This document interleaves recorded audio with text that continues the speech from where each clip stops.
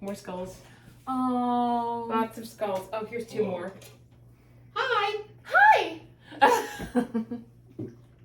Oh, I thought I need to make a wish. Just wanted to say Jesus and I love you. Okay. Love you. And another one. And another one there. I have lots of skulls. You do. Plenty of skulls. Now that I'm going to have to listen to 4.5 minutes of us doing absolutely nothing. Oh, Jesus. Okay, so our You should normal... put Steve's thing at the end of the... Jesus and I live. I should do that. I should cut it Yes. and move it to the end. Okay, so we have to do our intro. Yes. Okay. So, See, I don't remember the intro. Okay. Well, it's, what is it? Welcome to Grave Crimes. Well, first, yeah. Welcome to Grave Crimes Podcast. Mm-hmm. We could just say welcome to Grave Crimes because it's in everything now. Cast, yeah. And then introduce ourselves. Right. And what we're talking about. Yeah. It's been a year. It's been more than a year. Yeah. Well, now I'm feeling warm because of you. Sorry. Yeah, sure, whatever. Woo! All right. I'm already wearing a t-shirt. Boobs. My God. Well, I have them. What do you want me to do? I can't put them somewhere. Take them off. Yeah. Put them on the desk. Okay, well, welcome to Grave Crimes. That's Cynthia. And that's Heather. And it's been a while. It's been a long while. Yeah, a little bit. A little bit. But that's okay. Life Yeah. happens, right? Yeah. A lot of life. And hopefully people have still been listening. Yeah, I know. I've seen some downloads. I'm happy about that. So hopefully there'll be more. I will have to get a door. I have to get a sign for the door. Oh. It should say recording in progress. This way nobody just opens the door. Be a cameo. Ta-da! So anyway, so today's topic is Salem. It's like her specialty. I've been going there every year for more than 20 years in October. Wow. I went there one time. I've been there multiple times. Well, I went there a couple of times outside of October. You know what? I've never been there for the frenzy of October, but I was there in the summer and it was just like a seaside town that was just gorgeous. It's fun all year round. Yeah. But like there's an entire Facebook page dedicated to Salem and visiting Salem, particularly in October. Oh my God. And like apparently it's gotten so bad. Like it was always crowded when we went. Yeah. And I've been there on Halloween, listen, if you've never done it, you have to do it. Do it. At least in October, if not on Halloween. It's just, the costumes are incredible. My favorite story has to be the one year that we were there, and I think we were staying at the Hawthorne. Mm-hmm. They have their annual party. Yeah. And this may not have been when I stayed there. It's not really relevant. God, I'm starting to sound like my I didn't mother. even drink yet. I know. But this is me now. This is who I am. You gotta come around more often and get you out of that funk. Yeah. So there was, you know those inflatable dinosaur costumes? Yeah. So there was one person dressed up in one of those. Mm-hmm. And then there was somebody in an inflatable sumo wrestler costume. Oh my God, did they do it? And they were chasing each other down the street. And like there was like a whole fight going on and it was fucking hilarious. But the costumes on Halloween, some of these people, like I thought I went all out. Oh wow. Because I dressed up, you remember my friend Carl? Yeah. Mm-hmm. So he had gone with us when we stayed at the Hawthorne the one year, and I used like I don't remember what it's called, to stick things on your face. Spirit gum? Yeah, that's it, thank you. Mm-hmm. And like I did the hair to make him like Wolfman. Oh my God. Yeah, it was awesome. But it made me look like I was putting on a 5-year-old's costume compared to some of these people. So needless to say, just Salem in general is just an awesome place. But now there's lines to get into stores. Really? Oh, that Yeah. kind of sucks. There's lines to get into restaurants. I mean, it's great for them. Yeah, well, yes and no, because people are also assholes. Oh, yeah, they live there, and they're probably like... Yeah. Well, the This is first annoying. time I went there, we obviously drive there because it's like 4 hours. It's not that bad. So the first time we go there, obviously we have New York plates. Uh-oh. And nobody said anything specifically about the New York part, but they clearly knew we weren't from Massachusetts. So we're driving toward the hotel and somebody yells out their window, "Go home!" I'm like, what can I tell you? We help to keep your city nice, so Yeah. there's that, right? I'm sure it is kind of a pain. Like, when there are things going on in Eisenhower Park, and that's like miles down the road, and it's like a little more traffic. I'm like, Mama! So I can't even imagine, and that's like a day. So Well, and not for nothing. So like our friends used to live not in downtown Salem, which is where I would love to live, but close enough. And they said in October they just didn't go anywhere, like other than going to work.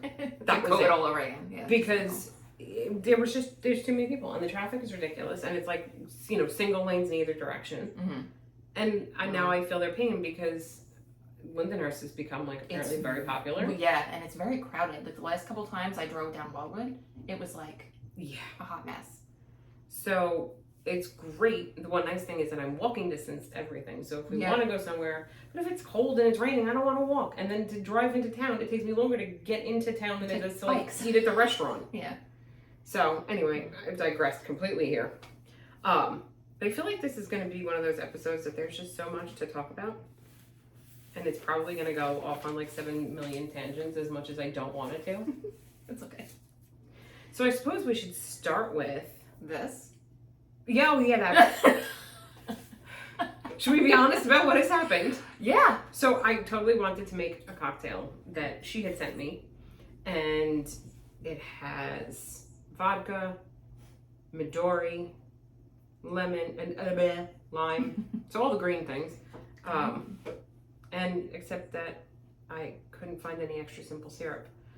So basically at this point we're just drinking UV vodka, green apple, with edible silver glitter in it to make it look funky, except that with all of the condensation you probably can't see shit, and especially from that far away. But either way, But it is glittery. It is glittery. It smells like a green apple. Hopefully we don't like crap ourselves or vomit afterwards. But why not? Let's try green apple UV vodka. That's a Maggie Smith. Mm-hmm. That's actually not bad at all. Not the worst thing I've ever had in my life. No. It's gonna go down really easy. And that's gonna be dangerous. Yeah. Mm-hmm. Well, hopefully it's old enough that it maybe has lost some of its potency. Because it has been in my basement for a bit. Great.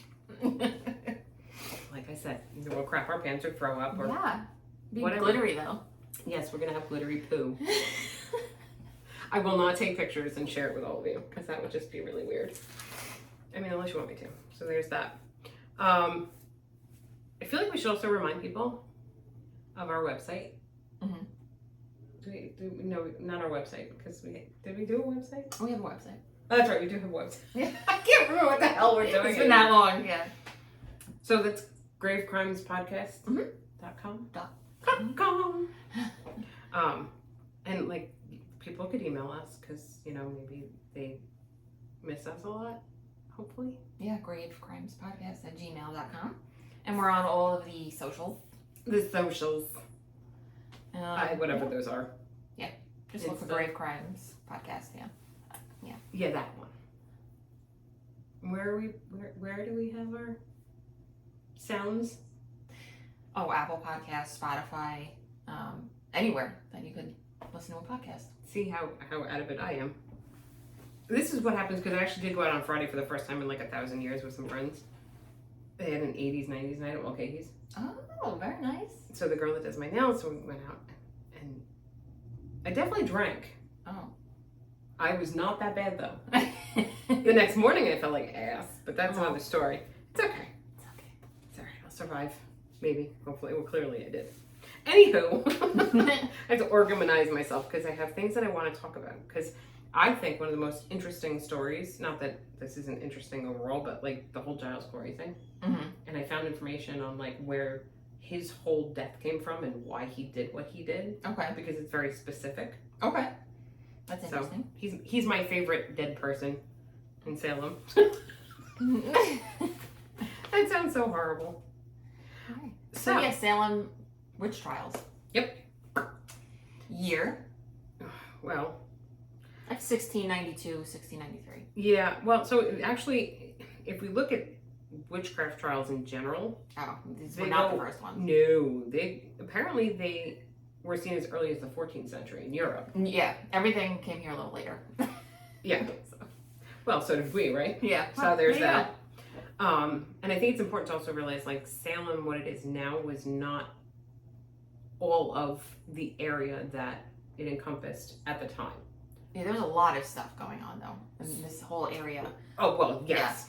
But so Salem Village at the time is now what the town is called Danvers. That's where the hanging tree is, or was, I should say, right? I think now it's like behind a Walgreens. It's very weird when you try to go find these places and it's like behind a Walgreens. Spooky.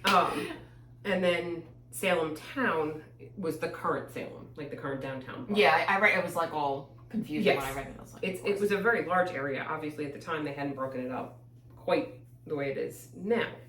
So anyway, obviously, in the late 1600s, things were not great for people of the area. right. It was settled by mostly Puritans. Yeah. Escaping persecution in Europe, which is ironic considering they ended up persecuting each other here. Yeah. I mean, to be fair, right? They had issues with food scarcity, the natives in the area, smallpox outbreak. The winters were really, really cold. Not that they aren't, and because they're not that bad in England. Really? Not like we have. Oh. I mean, they don't get snow the way we do. It's not quite as I guess cold. because they're more of like an island. You know what I'm saying? So they're more like. Yeah, maybe. That could be it. But this was something new for all of them, right? And apparently, Salem Village and Salem Town had a rivalry. Because Salem Town was more wealthy. Being that that's actually like right on the coast. That's where all of the hub of activity was. The port. So all of the money was there. Yeah. And then it was like the outskirts of Salem Village. So Salem Town's people weren't necessarily enjoying having the less desirable people because they didn't have the money that the people of Salem Town did. I keep forgetting to like separate them, right? Because to me it's like, okay, there's Danvers, there's Peabody, because it's not Peabody, by the way. Most people don't know that, because when I went there the first time, they were like, "Oh, so you're staying over in Peabody?" And I'm like, "Oh, you're what one?" Is that one of those things that they just call things hoagies instead of? No, it's actually most of the towns in Massachusetts can make you question everything you've ever learned when it came to English. Because Worcester, which is spelled like Worcester, W-O-R, but it's pronounced Worcester. And there's Billerica, which is also spelled totally different. But I mean, look at Long Island. Yeah. Hauppauge, Ronkonkoma. And that's not even the worst of them. No. Nissaquag. Yeah. Yeah. Quahog? Quahog? Quag. Whatever. No, because Quahog is...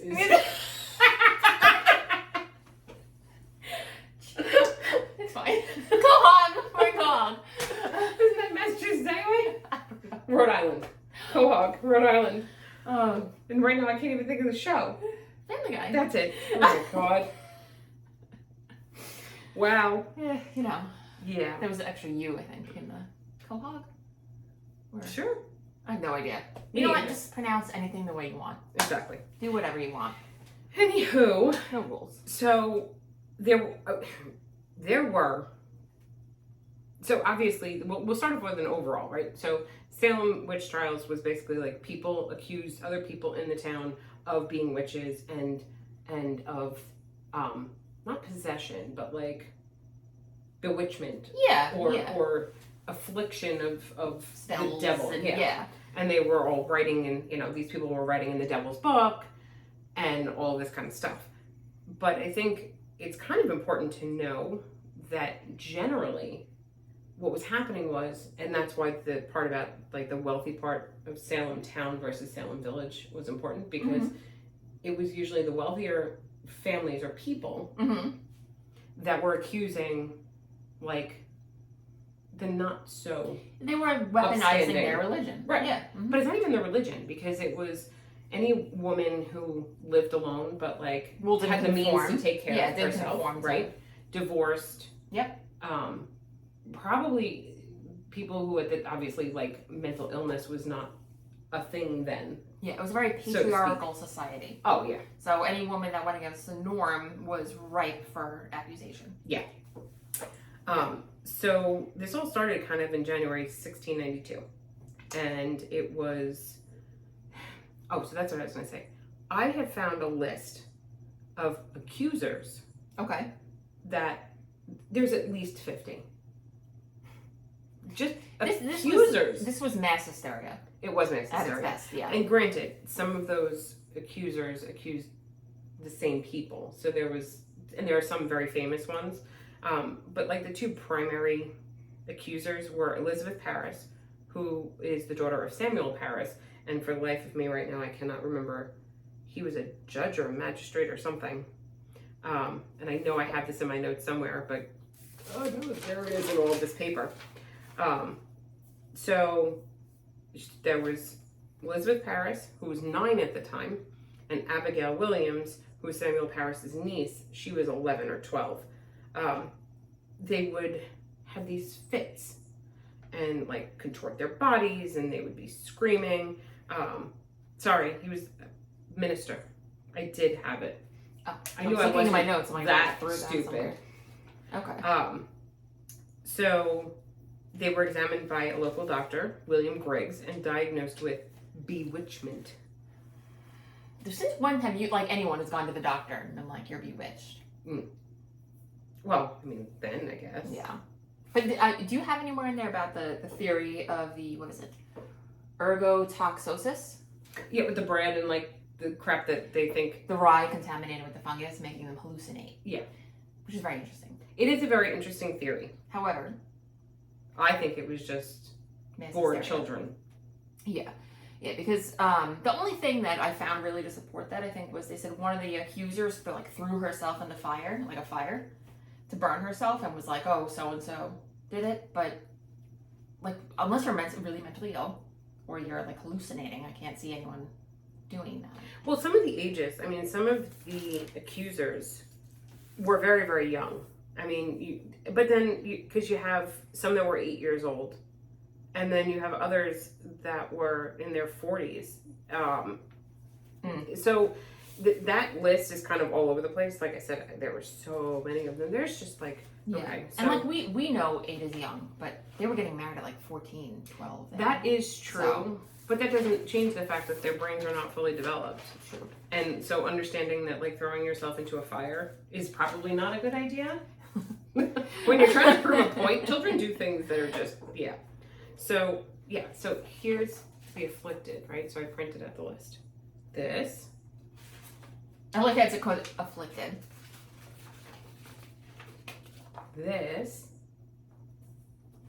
And part of this page. Can I just do that really quick? You may see that as longly as you like. So the program, It's mostly younger people.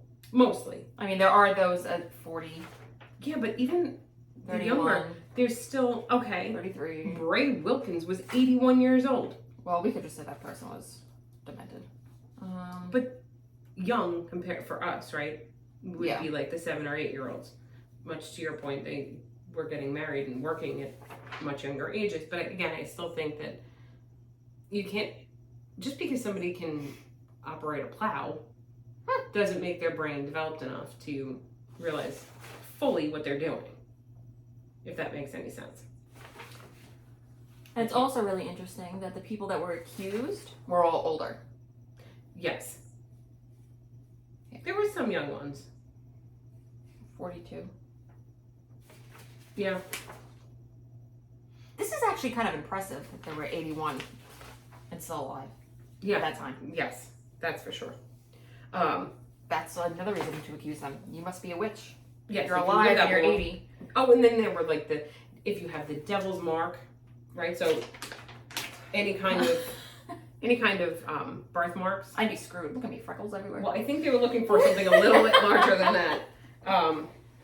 So, you know, the level to which they assign somebody the title of a witch.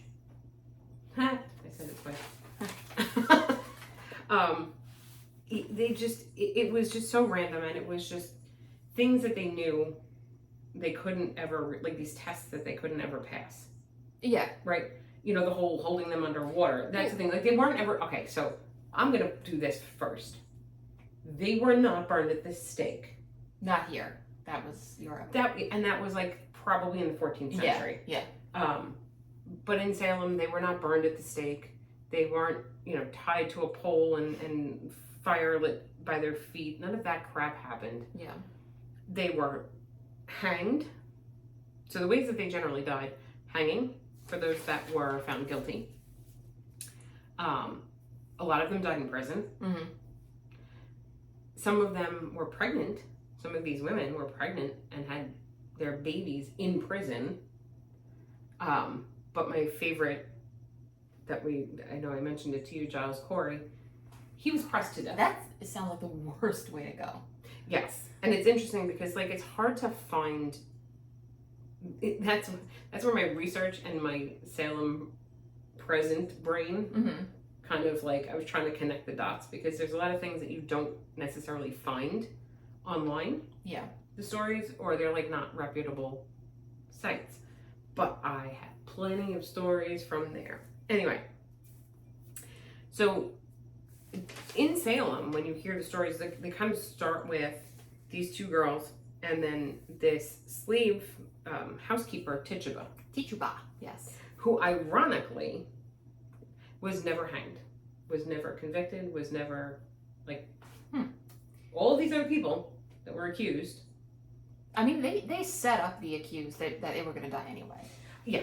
So it didn't matter if you confessed or not. The only, I think, people that seemed to maybe skate by were those that named other people. Mm-hmm. Like they gave you tests that like you just can't pass. Like you'll just die. Well, if or if you said yes, I am a witch, then you're dead anyway. Right. So what's the difference? Yeah. So Elizabeth Parris and Abigail Williams were the first, or one of the first to make accusations. And then there was Ann Putnam Jr., Mercy Lewis, Elizabeth Hubbard, Mary Walcott, and Mary Warren. So those were the ones that kind of started this whole thing off. And the first arrest warrant was issued for Tituba in February. Yeah.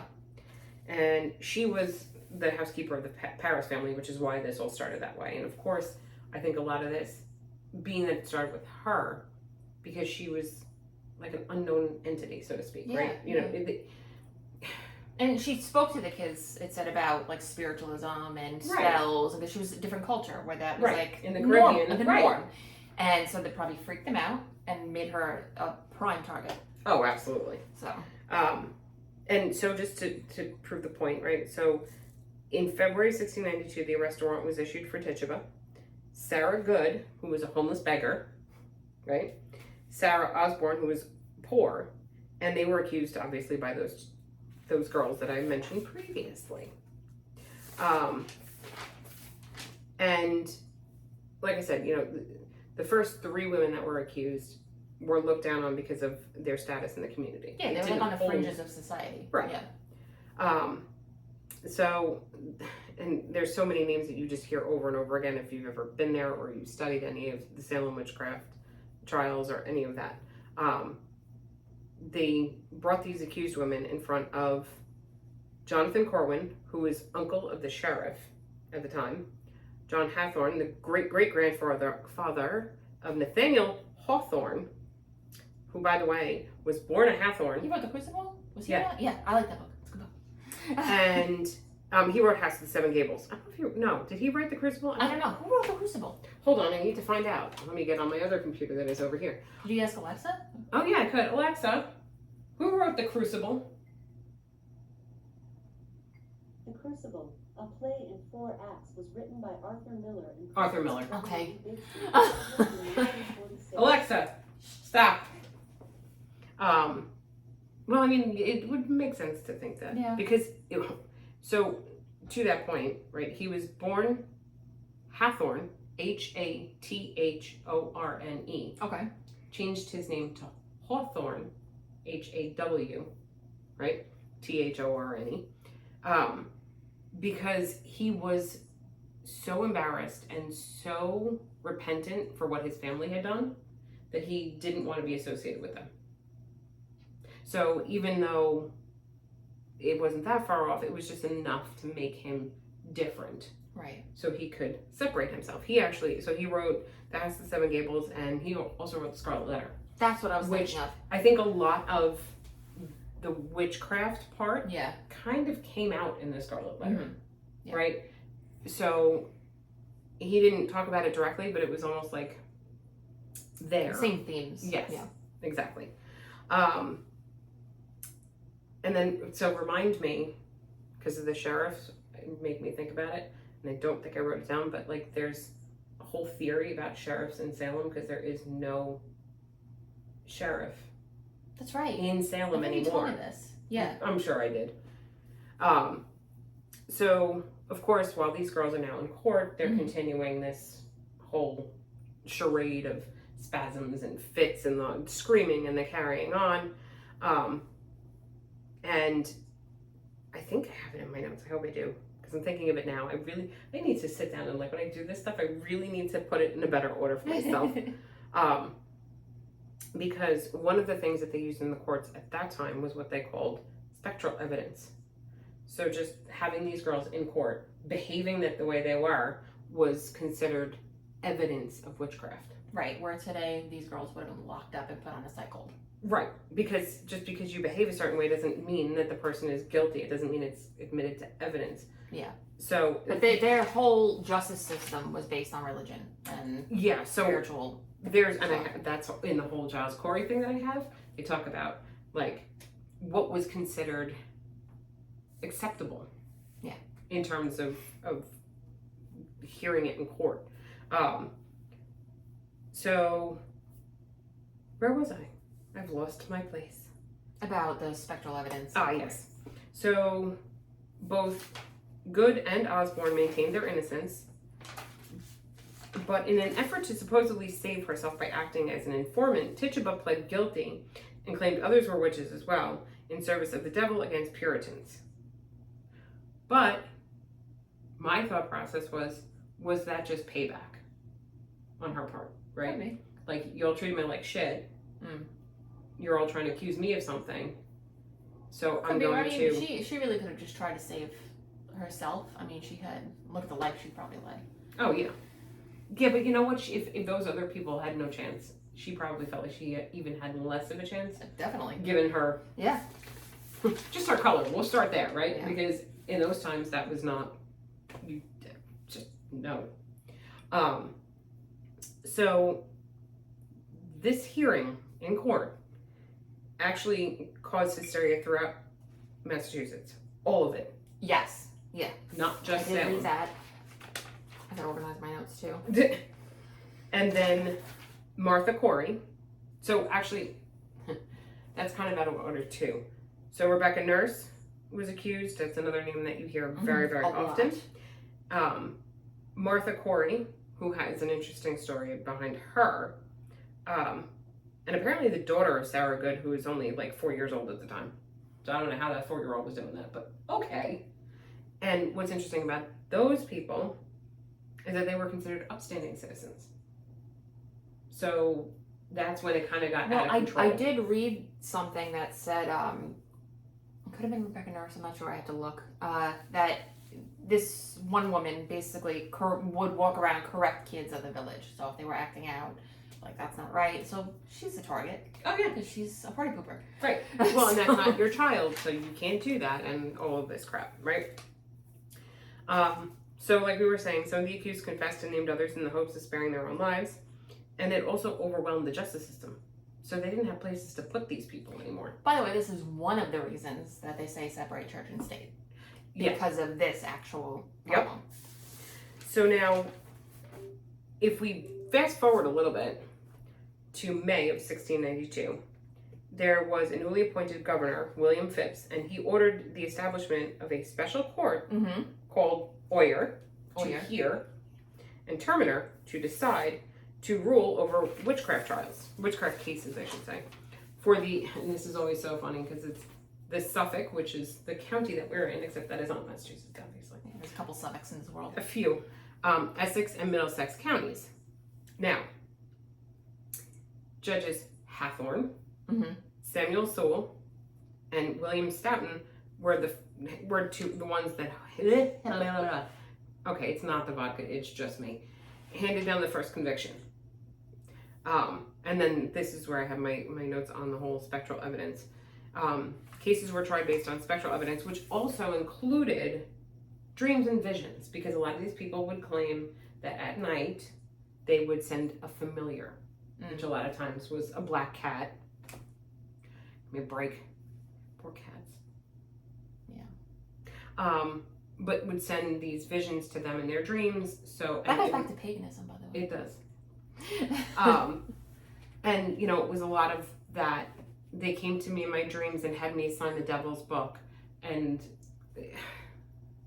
the imagination of people back then was pretty incredible. Yeah, I mean, even now, but I just, what was it? There was a book against modern seducism by Joseph Glenn. Sure, we'll go with that.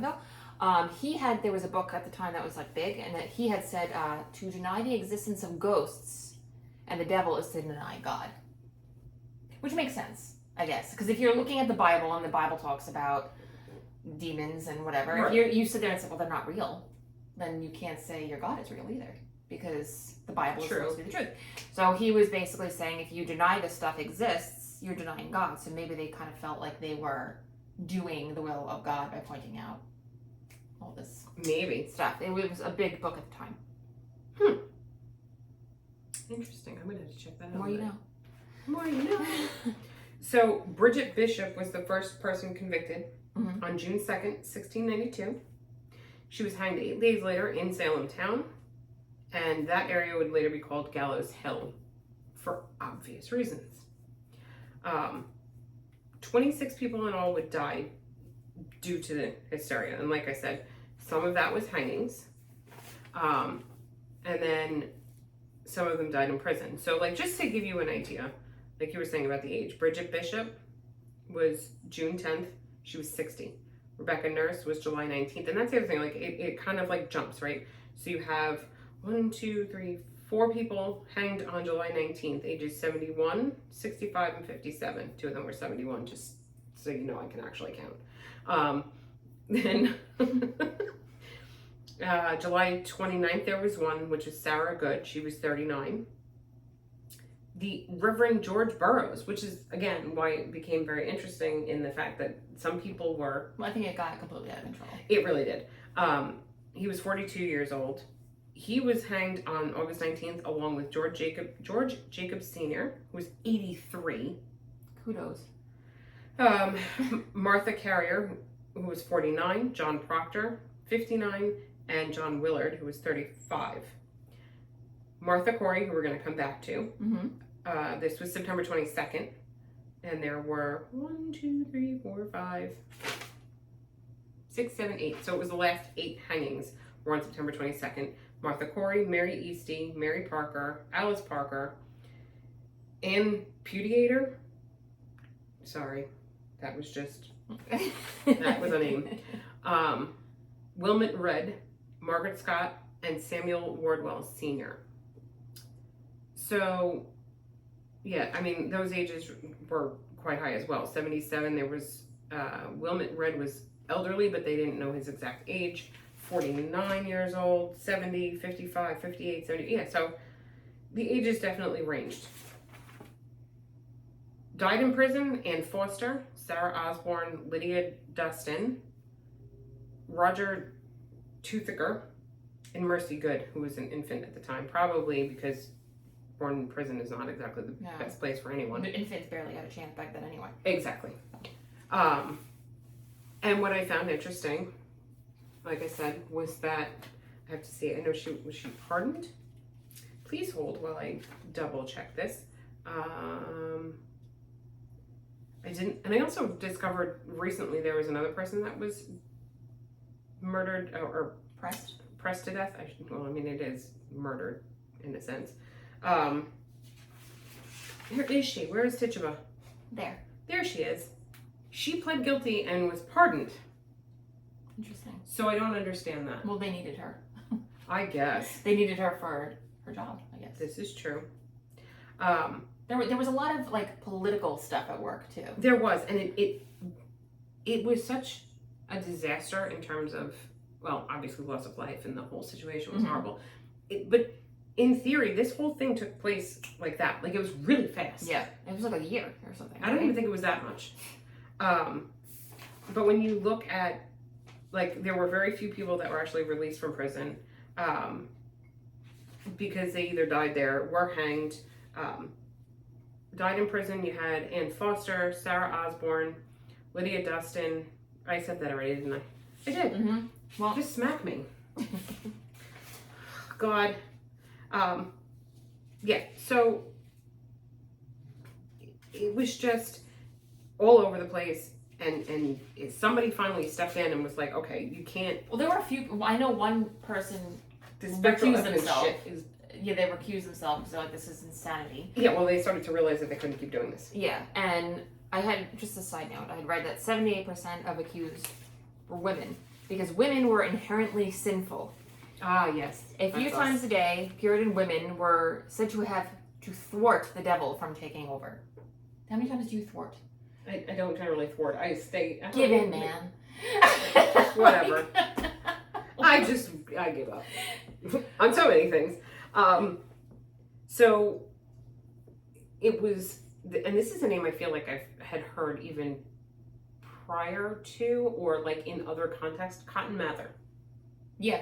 Yeah. Right? So he was a minister in Salem, and he's the one who said, yeah, I don't think the whole spectral evidence thing is such a good idea. Evidence. Yeah. Right. It wasn't until his father, Increase Mather, which I always find these, I love the names back then. The names are great, yeah. He was president of Howard College. He joined in the argument, and he expressed that the standard of evidence used in witchcraft trials must be equal to those for any other crime. So he was quoted as saying, it would be better that 10 suspected witches may escape than one innocent person be condemned. And I think that's one of the most powerful statements. And we've heard that even today, where they say 10 guilty people go free rather than one innocent person. Right. Yeah. Which is why, like, even with, I'm going to go off on a small tangent, like the death penalty, right? Mm-hmm. And that kind of goes to Giles Corey again, because like the whole cruel and inhumane punishment. My problem with the death penalty is that unless you have like somebody on video committing this crime, like generally murder, irrefutable evidence. Right, there has got to be DNA, fingerprints, video evidence, audio evidence. Like, it has to be so overwhelming, because I've heard far too many stories of people who were innocent and like they were minutes away from being executed, and by minutes I mean, you know, like within a week, right? And there are all these different groups out there that try to find justice and set these people free because they're trying to still prove their innocence up until that point. Yeah. It's not because it doesn't happen. It's because they've had cases where they've executed people on death row, and then afterwards find out, oh shit, they didn't do it. Well, you can't turn around and get them back now. I mean, for something like that, it should be irrefutable evidence. Yeah. That's we could do a whole episode on capital punishment, and yeah, let's not go there. Anywho, and what's also interesting is it seems like a lot of this was very much for the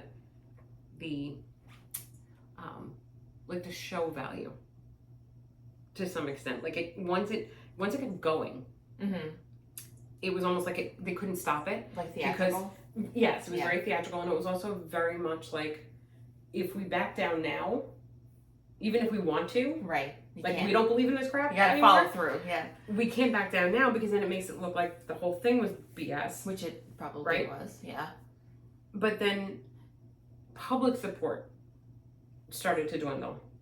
Well, I think certain people, like you said, that had at first it was people that were kind of on the outskirts. And they're like, whatever. But once these actual good standing citizens, they were like, this is weird because I know that person. Yeah. Like, they couldn't have done this. Right. So, and then the more and more that would happen, it was kind of like, okay, what exactly is happening here? So, interestingly, remember we were talking about the length of time that this happened within? Mm-hmm. So, it started in January, of 1692. By October of 1692, Governor Phipps had dissolved the court of Oyer and Terminer and set a mandate that spectral evidence could no longer be used. Good. So it's now less. Took long enough. It took long enough, Yeah. but when you think about it, really, in the grand scheme of things, it wasn't. Mm. It was like 9 months, right? Because if they're saying in October that they can't use this evidence anymore, I think people were just getting tired of it. The trials did continue until early 1693, but lacked the intensity of the previous cases.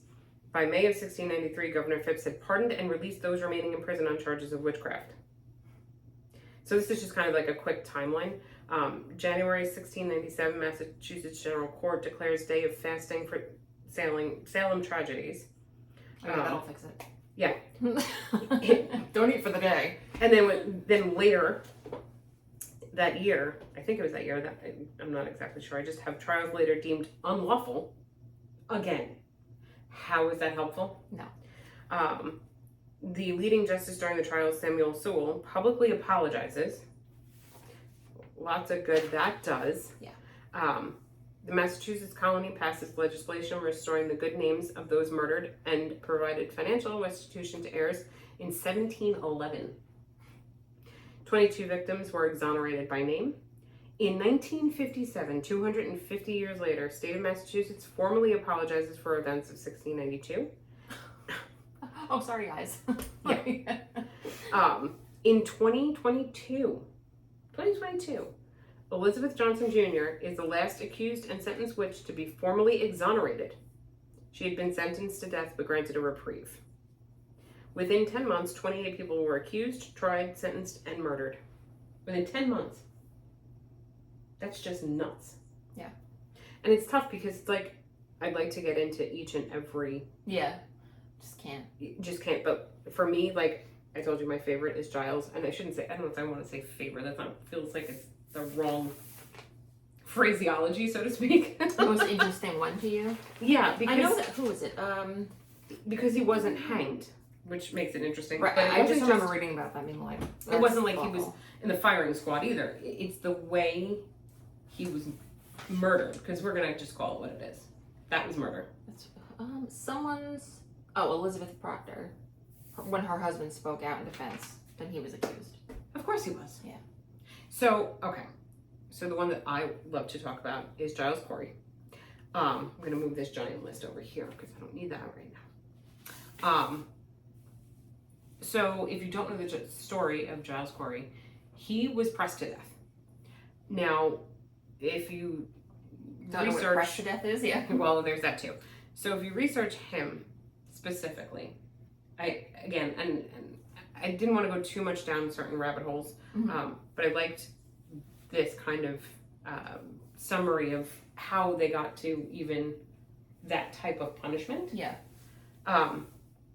But the stories you hear in Salem, they could have been, what's the word I'm looking for? Like exaggerated, but also like, there's another word and I can't think of it. My words don't work anymore. But anyway, there's a word in French, and I'm going to try and say it. Fort et dure. And it's Anglo-Norman. Maybe is it dure? Dure? Where? Sure. Right there. Whatever it is in French. It means Fort et dure.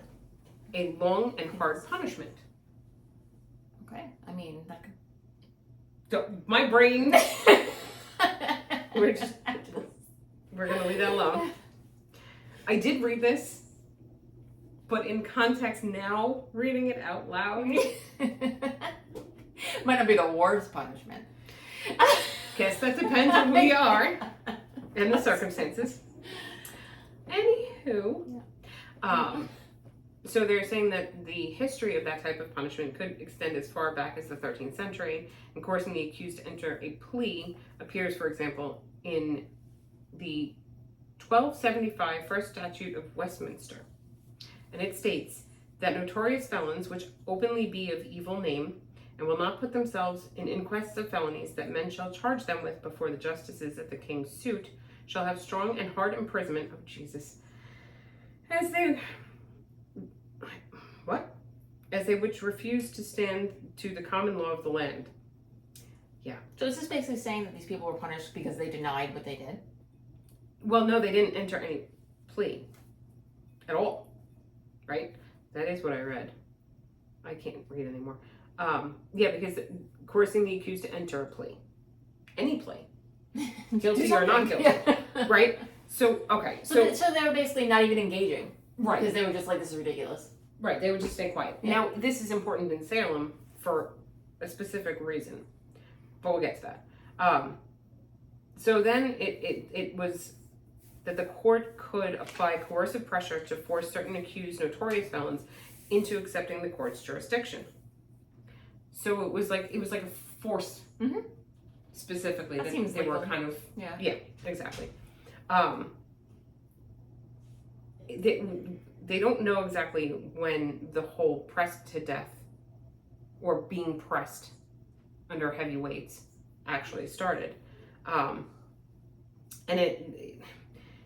So Bartholomew Cotton recorded an instance that was supposed to have taken place in 1293, in which a great number of irons were piled on the arms and legs of an accused. An unambiguous instance of pressing to death finally appears in 1406. A case in which two men had been indicted for murder stood mute rather than entering a plea. Right? One way or another. Apparently that was not a novel procedure, and the court acknowledged that pressing the accused would certainly lead to death rather than a plea. Now, what makes it more interesting for Giles Corey is that because of where they were, when you entered a plea, it actually affected your property. So if you owned property... What, was it seized? Yes. See, and I know that there was a lot of property issues and disputes at the time. Like I said, this thing got political. Yes. So... I'm curious to see how much property everyone... I know a lot of them were women, but like their husbands owned and stuff. I'm very curious. Or I know that one of the women...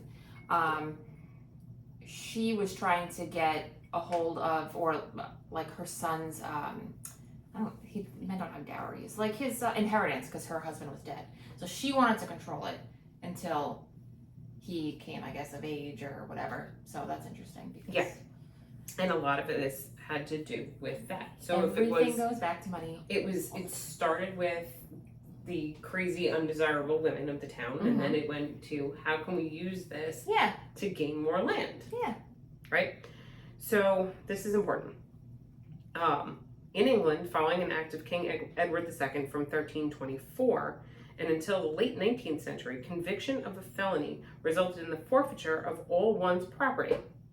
The penalty of forfeiture continued until it was abolished in England with the passing of the Forfeiture Act of 1870.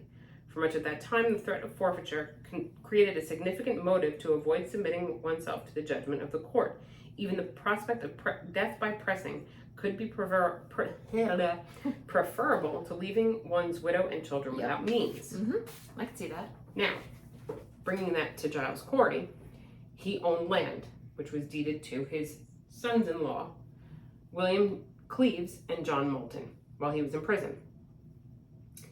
During the witchcraft trials, George Corwin, the sheriff of Essex, During the witchcraft trials, George Corwin, the sheriff of Essex County, seized property of some of the people who had been accused and convicted. Thomas Hutchinson, who was governor of Massachusetts in the 1770s, asserted that the laws which governed the colonies since 1648 did not impose attainder on the property of convicted felons. This has led to an impression that Corwin's confiscation of property was altogether illegal, but he was doing it anyway. I mean, what's there to stop him? Right. So, the Court of Oyer and Terminer, which conducted the proceedings in Salem, was operating under a new colonial regime whose establishment had cast doubt on the applicability of earlier Massachusetts law. For several months during 1692, the colony adopted a new legal order. Rather than relying on existing rules of Massachusetts criminal procedure, the new colonial governor, William Phips, charged the court with applying the laws and customs of England, making the taking of property, quote-unquote, legal. It was arguably under these rules that Corwin believed seizing property was justified, but this cannot account for all of his conduct. Giles was charged with witchcraft on April 18, 1692. Excuse me. His arrest came amid suspicions that he himself aroused after he mysteriously offered testimony against his wife. And that's why I said the whole Martha Corey situation was kind of interesting, because So he accused her. Yeah. But then he attempted to recant. was it like a fight? Maybe. She's a They witch. decided- Oh God, I'm so sorry. I didn't mean it. She had been charged with witchcraft on March 19th, and then they were both in prison together in Ipswich, Massachusetts, from the time of Corey's examination until his trial on September 17th of that year. On the day of trial, Corey entered an innocent plea as regards the indictment, but refused to submit himself to trial by the court, arguing that the court had already made up its mind about his guilt, which was very important. Or I should say, it's kind of, he's the only person who really said the truth about what was going on. Yeah. Right? Like, he's saying, like, I think people were afraid, but what did he have to lose at that point? Right. And his point was, okay, sure, I'm going to plead innocent, but it doesn't really matter because you don't believe me anyway. Yeah. And anybody that's been accused, in your mind, is not just accused, they're guilty. Yeah. Period, end of story. So the people he claimed to offer testimony against him were the same people upon whose testimony the court had relied for convictions in many previous trials. The trial was a farce. The principal piece of evidence against Corey, for instance, came from 12-year-old Ann Putnam, who claimed in her deposition on September 9th that the specter of Giles Corey appeared to her and asked her to write in his diabolical book. Faced with Corey's refusal to cooperate, the court applied the pen forte adure. He was pressed to death by Captain John Gardner of Nantucket in an empty field on Howard Street, which was next to the jail in Salem Village, between September 17th and 19th. Just think about that. This literally took place over days. This wasn't like, we'll just keep putting weight on you until Which you is die. why that sounds like the most horrific way to go. So, and a little bit more background, which kind of makes the stories that you hear in Salem that are told there seem a bit more realistic, Right. I suppose. So if you've never been on one of their tours, first of all, Howard Street Cemetery is not like in the main kind of area where if you go there, then you would happen to just stumble across it. It's kind of, how do I describe it? It's like off the beaten path. It's like down this little alleyway between buildings, and it's a large cemetery, but it's not easy to access. Mm-hmm. And I had gone there on one of the ghost tours, and that's how I learned the story of Giles Corey, and I've heard it repeated more than once. Like, granted, they try, sometimes you go on a tour and it's like, this tour says one thing, this tour says another, but they've all been relatively consistent. Mm-hmm. So his story kind of goes a little bit differently. They dug this little, not like a ditch, because it couldn't be too deep, obviously, but it had to be a little bit curved out because they need to be able to put the weight on it without toppling, right? And this man, by the way, was like, I think he was older. He was like 70 something. Yeah.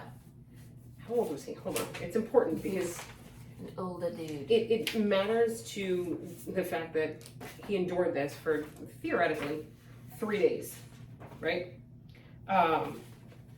Where is he? Help! Who's sorry? 81. He was 81. Wow. Listen, I don't think I can make it in a day, but anyway. Me neither. I digress. Already just get it over. Just shoot me. Really. Yeah. So they laid him out in this field at the time, and they were putting rocks on. They had like a plank, and they just kept putting rocks. More weight. Rocks. Yep. And every time they would add weight to him, they would ask him, and it was what's his face?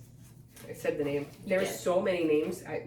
Not that I don't remember who they are. It's just I can't because there's just so many of them. It's a major. Corwin? Was it Corwin? It must have been Corwin.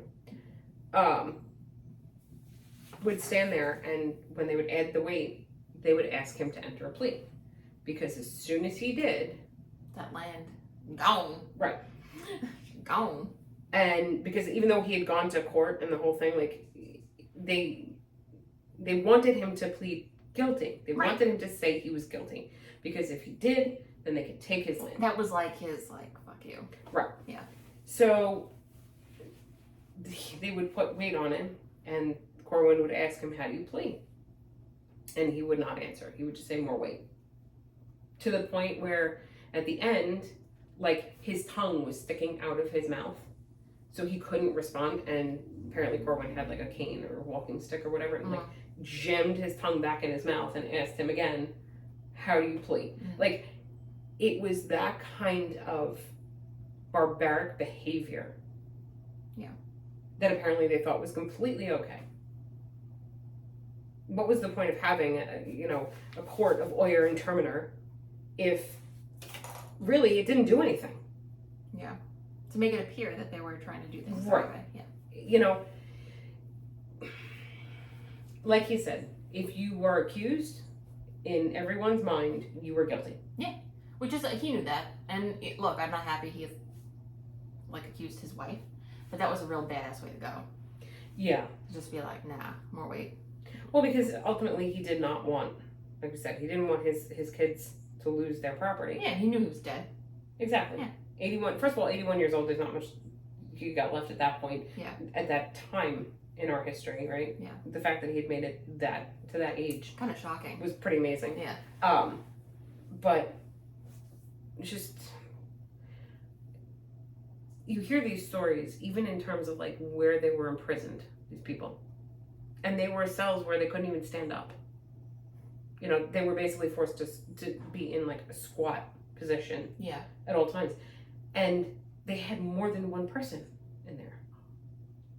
And if you go there, like, you know, Salem is cool just overall, right? So there's like the whole spooky vibe, and if you've never been to New England in general, it's an awesome place. Yeah. Rhode Island, New Hampshire. Vermont, Yeah, so much history. Massachusetts, Connecticut. It's just, there's so much history. Obviously, it's where this country got its start. Yeah. Sort of. Yeah, I mean, well, it got populated a lot faster than certain other places. Yeah. But it's just, it's beautiful countryside too. Like, you have all of the colors of the leaves changing. Yeah. And giving They the time really of get year. all the seasons, like, beautifully. They really do. So, I forgot where I was going with that. No, we just went on, like, a love fest for New England. Because we both kind of like want to move. I would totally move there. Yeah. To, I would move to Massachusetts. New Hampshire. If my whole family came, yeah, I'd move to Maine. Maine's beautiful. I have to be close to the water. I need the ocean. See, I can do mountains or lakes. I like the trees. I like forest. That's why I like where our friends are in New Hampshire. Because they're like 2 hours from like Mountain. Yeah, but that's where my aunt was in Hampton Falls. Yeah. And then like 20 minutes to the ocean. So you get best of both worlds. Yeah, gorgeous. Where their house is, you feel like you're in the middle of nowhere, but you're 5 minutes to a grocery store. Mhm. Like 5 minutes to anything you need. Like, That's like a little slice of heaven right there for me. Yeah. Anywho,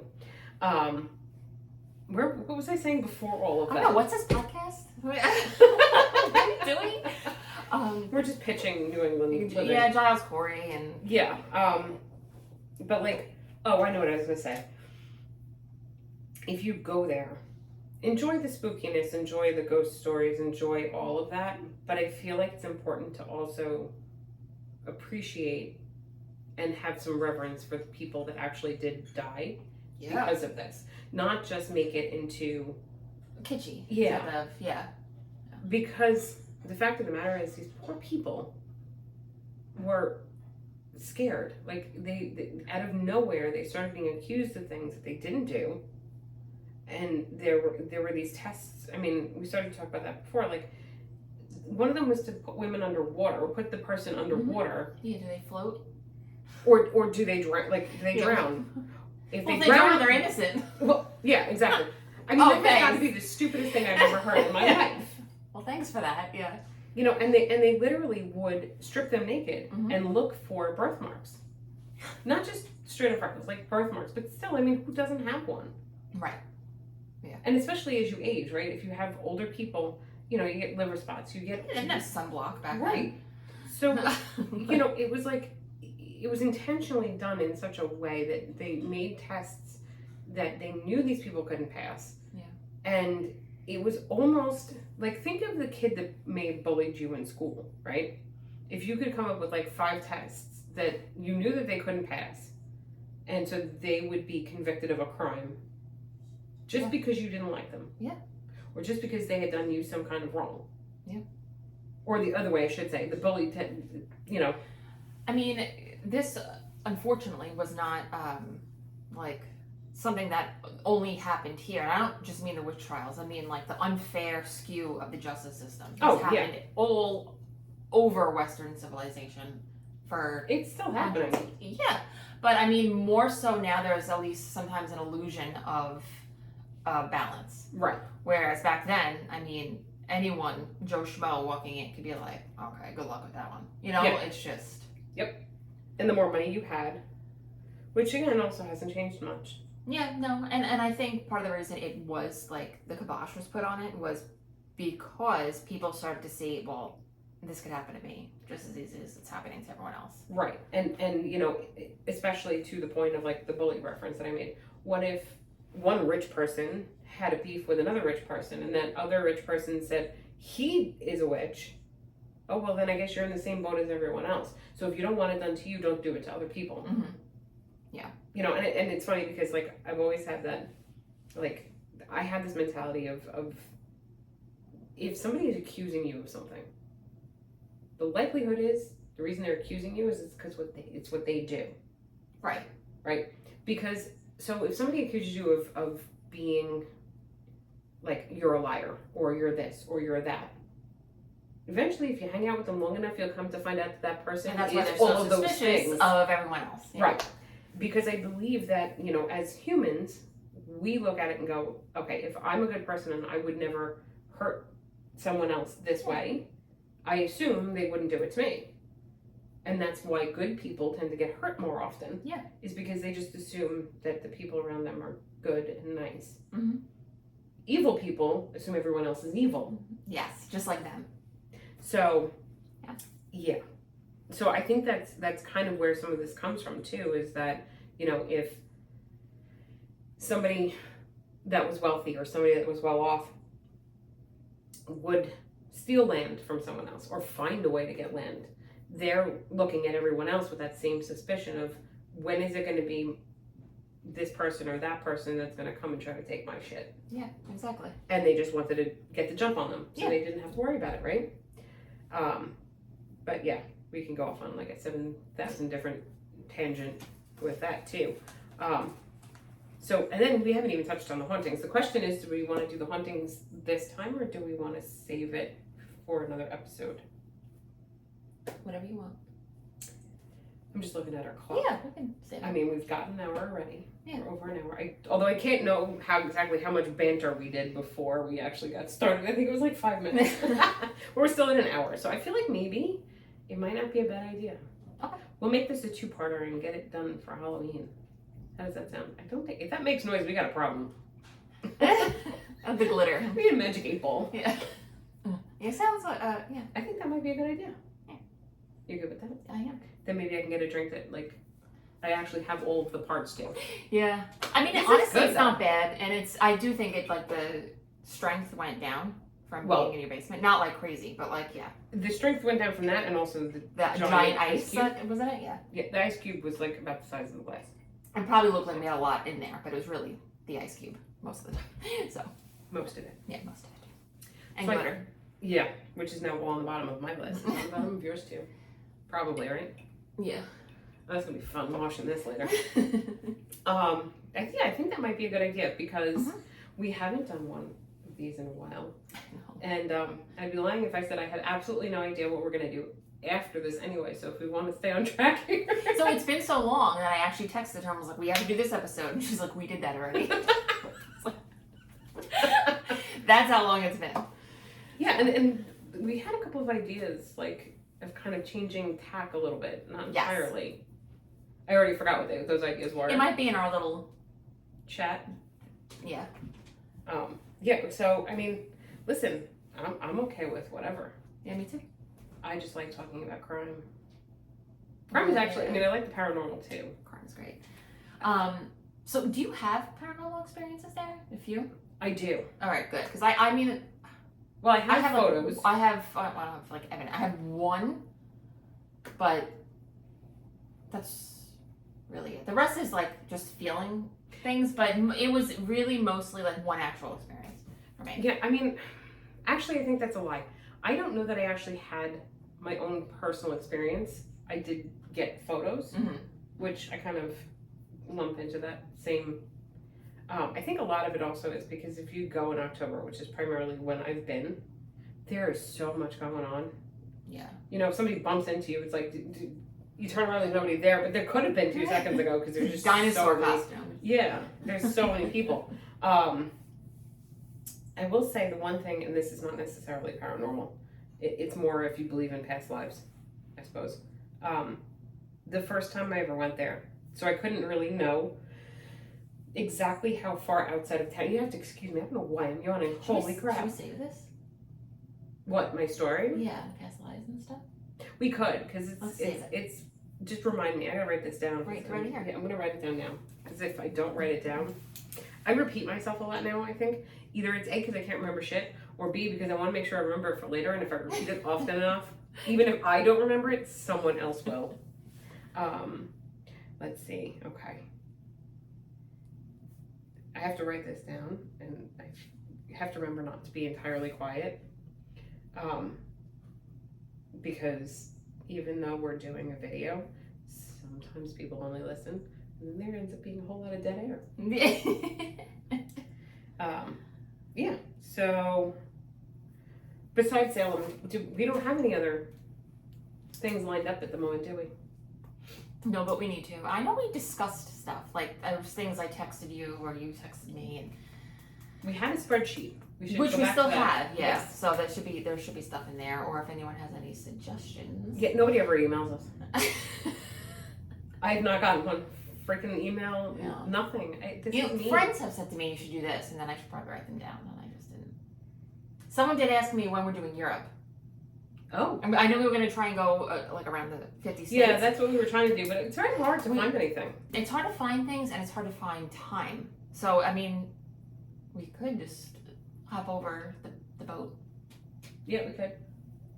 There is lots in Europe. And stuff. I think that next time we probably should record more than one episode. Yes. That might not be a bad idea. Agreed. And then maybe we can talk about other crimes. Like Dahmer. I watched the show. Did you watch the show? Which the acting one? Yeah, with Very good. Peters. It was He's not what I first of all, expected. He's amazing. Not what I expected at all. But No. it was very good. And have you seen that little spreadsheet of everyone that like all of the serial killers and their zodiac sign? No, I have. Well, I've seen it, but I don't remember. It's mostly Gemini, Sagittarius, and Pisces. Really? I thought Scorpio was one of them. They probably didn't get caught. That's probably true. I was like, oh, what else is it? But Pisces kind of got me. I was like, Pisces, look at that. My mother's a Gemini. Should I be worried? Maybe. I could see Gemini because they have like that switch. Sagittarius, because they're usually a little jovial, but I think we could have a mean streak. Yeah. Which is, I guess, serial killing is a little more than a mean streak. But You teeter on the brink of it. yeah. Oh, Jesus. Oh, I and got Virgo another was N there here. too. Virgo was in there. But I could see that because they were very like regimented and very like they could be good serial killers. I feel like. Yeah, I think so. And Mhm. I think they're good because they can tell you what you want to hear to your face, but behind your back, they may say something entirely different. Mm-hmm. Or they'll agree with you, and then they get into another situation where it's not in their best interest to necessarily agree with you. Not that it doesn't make you wrong, but they will say the exact opposite. Yeah. Like they People please. yeah. Depending on the situation. Like, they're like ebb and flow to get the result, or be that person that everybody wants to, like, I want to agree with you because it makes me look better. So, yeah, those are the experiences I've had. See, I feel like Aries should have been on the list, as much as I hate to say that, because Steve is an Aries and my son is an Aries. And not for nothing, but like they're so like very, very even keel. Like there's But never. Taurus is like that too. I feel like Taurus, because they're very stubborn and they're very. I mean, we can make a case for any anyone. astrological sign. Except, which one do you think would be the least? I don't know. Maybe Cancer. Maybe. Though they can be very emotional. Libra? No, because that scale is that way. It's your No, my ex is a Libra, and you know what? I've already seen what he's done to me, so there's that. Maybe Leo. Because I feel like. No, my aunt was a Leo, and she was a bitch. See, yeah, but just because you're a bitch, I feel like that's the thing. They don't She keep was anything devious, though, in. but she was devious. Well, maybe her moon sign or water or rising. Maybe. Or like I mean, there's so much more to each one. Like you can't. Yeah. We should maybe do like a side new deep dive into like 3 serial killers and what their zodiacs were, like rising signs and everything. I think that would be fun. I think it would be very interesting. I like that one. Give us some feedback. Give us some feedback on what you think we should do next, because like apparently I can't speak, so make it simple. Small words. Yeah, because I did watch Dahmer, and now I want to watch the Menendez brothers one. For some reason, and I don't know why, they bother me. Like, I mean, all murders bother me. But there's something about them that I just don't believe them. I don't. And I feel like we need to go to Gilgo Beach, though. Maybe do some, like, we should go for park those there. that are far, we live very close to... Okay, just to be clear, apparently not a lot of people know about this. Shut up. Because I have asked people who live in, like, New England, and they're like, who?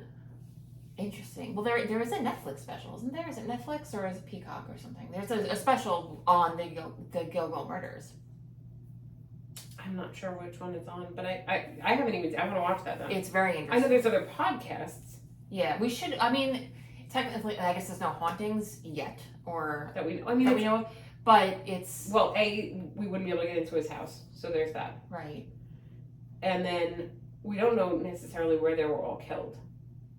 We know where their bodies Dumping were ground, dumped. yeah. So we really could talk about just, because it's very interesting and it's still developing. We could There's also still so much that they're find talking about. out. Well, they also found, I think they got him on another one. At this point, he should just speak up because What's he's never scary getting is out. I may have ridden the train with him. I used to hang out on Gilgo Beach at night by myself during those times. Well, that was That's where I used to go to like unwind and whatever, the beach, and the little gate thing was always open. So I'd drive in there, it was private, and I would go sit.